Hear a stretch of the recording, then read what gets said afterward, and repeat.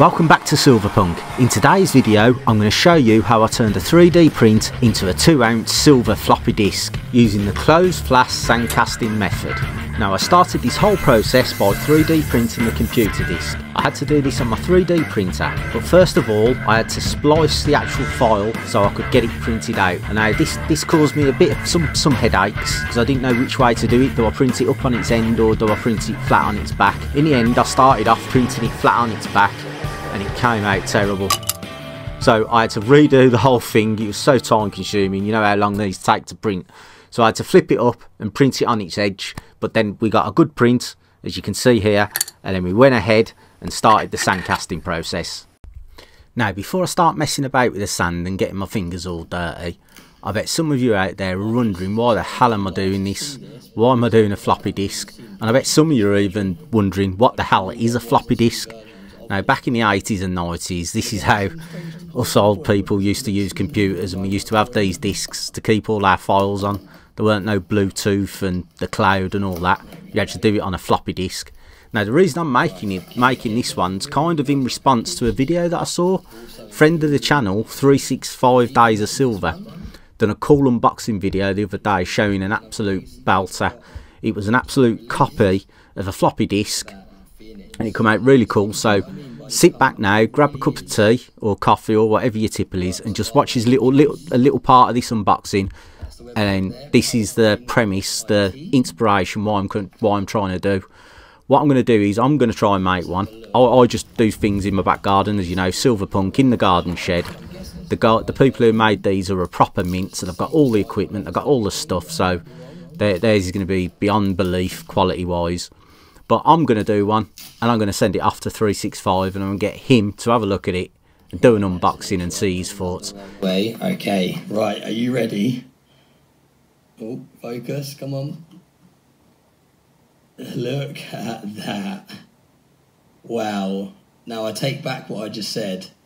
This is the one I would get. Look at that. Now that looks so realistic. You even got the colours of the kind of label on there. Wow. Okay, so yeah, I take it back. Although that one looks absolutely stunning, this is the one I would go for. This is incredible. Look how lifelike and realistic this looks. And again, people that have actually held floppy disks and they know what floppy disks are, this is going to really, really appeal to you.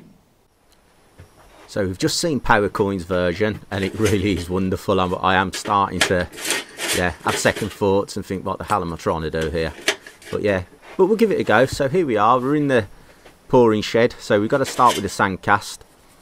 So I'm getting a bit of the talcum powder on to help with separation, so the sand doesn't stick. And if you can see from the actual 3D print, you know I had some trouble with the print. But even so, even still standing it up on its edge, which was tricky to get it printed, I've still got some lines. I mean, I did try and sand some off and prepare the print before I do the impression. But it has got some thin lines going across, so that just, yeah, it just means the finish won't be quite as crisp as I'd have liked. And that's just due to the fact I haven't got the equipment. I haven't got a, you know, £2,000-3,000 printer. I've only got a little cheapo one, just a little filament printer. Really, you could have done with a nice expensive, well I say expensive, you can get cheaper ones, but I just haven't got the setup, a resin printer. But we have to work with what we've got. We're in the shed and we'll see what happens. So we'll get some sand on it and we'll see what we'll do. I'm just trying to work out here how I'm going to do it, whether I'm going to just lamp in and then push it in. I think that's the right way to go. So settle back and watch me do the sand cast.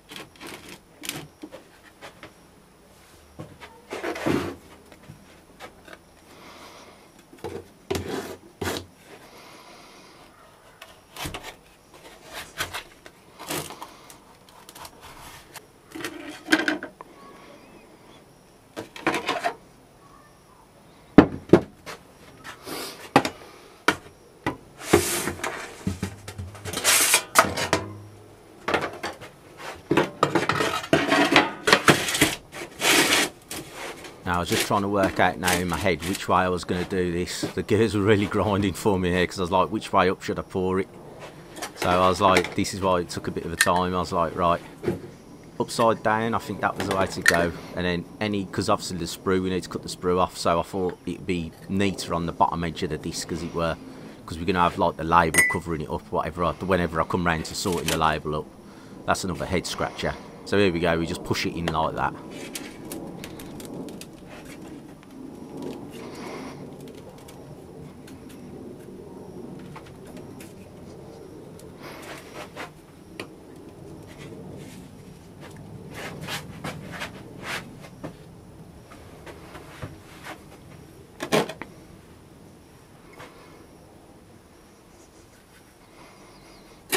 Now, I've been having some wonderful chats and some great fun in a Discord group I'm in.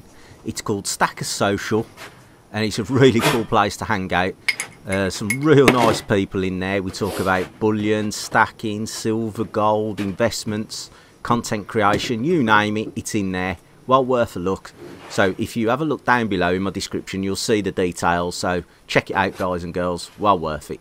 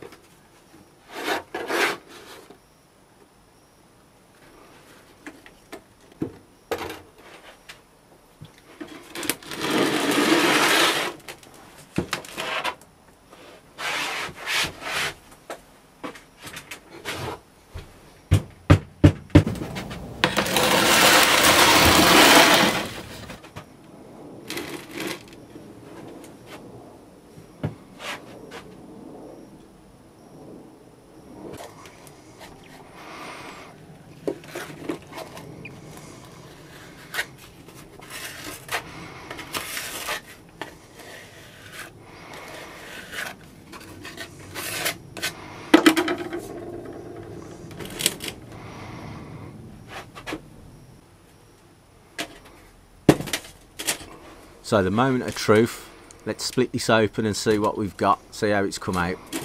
And there we go. Look at that bad boy. Oh yeah, not too shabby. Quite pleased for the first attempt. Nice impression on the back of it. So fingers crossed, the other side should come out okay.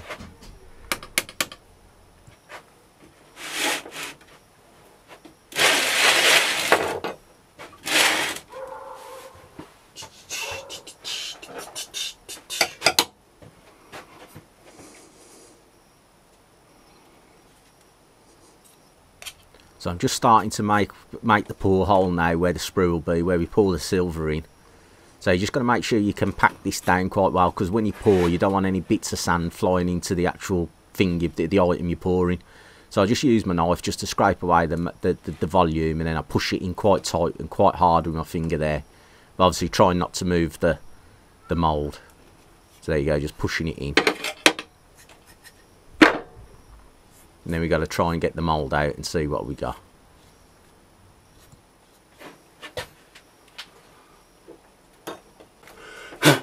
Ah!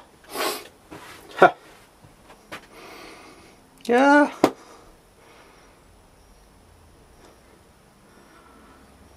So a bit of an unorthodox removal of the 3D print, but look at that. Look at that bad boy. It's come out really cool.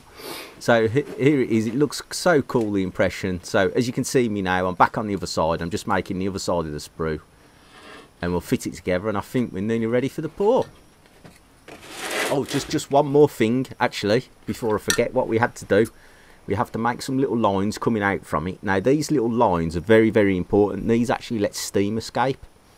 So when you're pouring in, obviously there's hot metal going in, and you just need somewhere for the steam to go, so you don't have, so it doesn't affect the crispness of the pour. So I'm just probably overkill, but I'm just putting quite a few around the edge, and hopefully that'll stop any problems we have.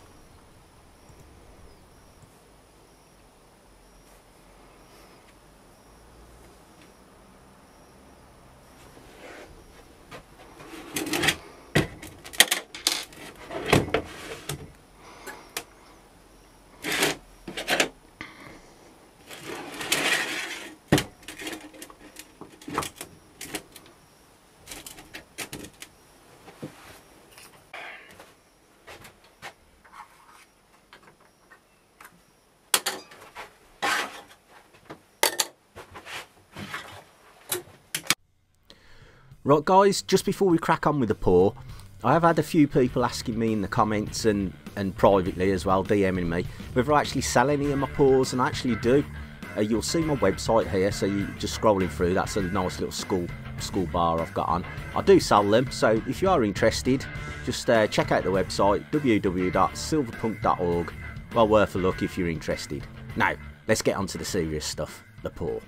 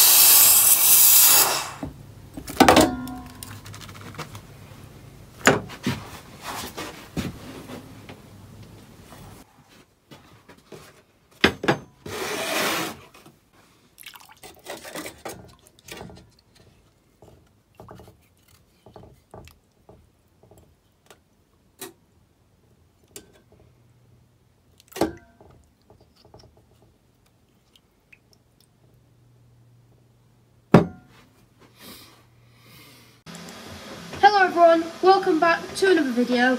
In this video I'll be showing you my newest silver pickup.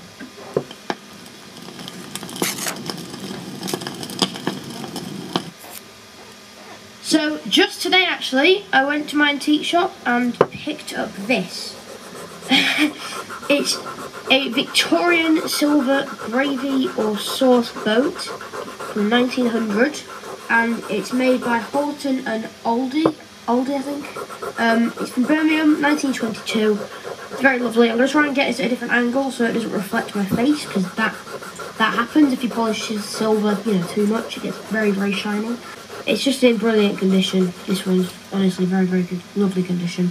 It's got a lovely little handle here, and the guy in the antique shop says the 3 legs are like a part of the design. So it's like part of a Georgian redo for design. So they tried to make the Georgian design, they tried to remake the Georgian design of the actual silver. I'll try and get a really good close-up of the hallmark here. I'll zoom in on the camera if I can get to it. Not every family in 1900 could afford this silver sauce boat. It would definitely have been quite a nice piece in a household anyway. So absolutely lovely. This is obviously lovely, but I've already shown this. It's absolutely lovely pickup, and I've taken quite a lot of photos of this one in particular. I hope you've enjoyed watching. If you have, make sure to subscribe. I'm trying to reach 100 subscribers. It would be great if we could. And yeah, if you've enjoyed, make sure to leave a like, a comment, and a subscribe. And I'll see you next time, guys. So I've got this Game of Thrones bottle opener, if you will, and I was looking at it and I was like, this would make a cool sand casting silver pour. Now, I've never poured a sand cast open mold before, but I'm willing to give it a shot. I think what I'll do is I'll probably make it a completed back on this instead of having it the bottle opener. But let's see if we can pour some Game of Thrones The Hand emblems today.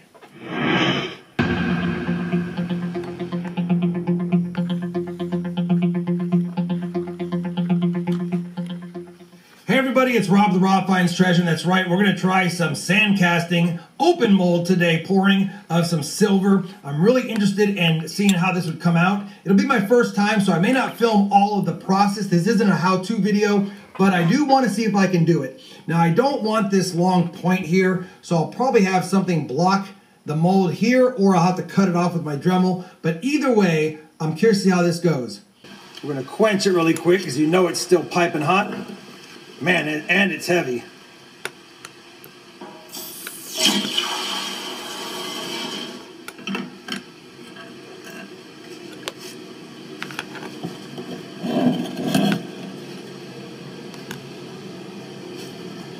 All right.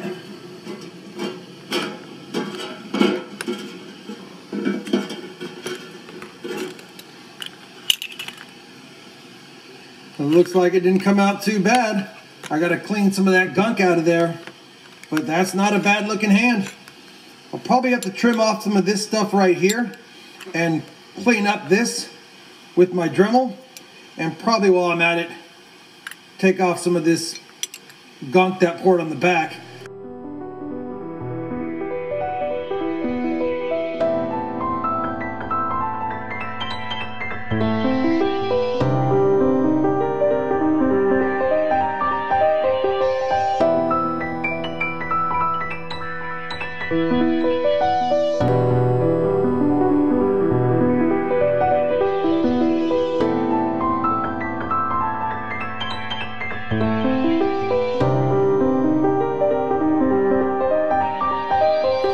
Now if you've enjoyed this video, check this one out up here. Now this is a proper cool one. It's a Nintendo cartridge. Check this bad boy out.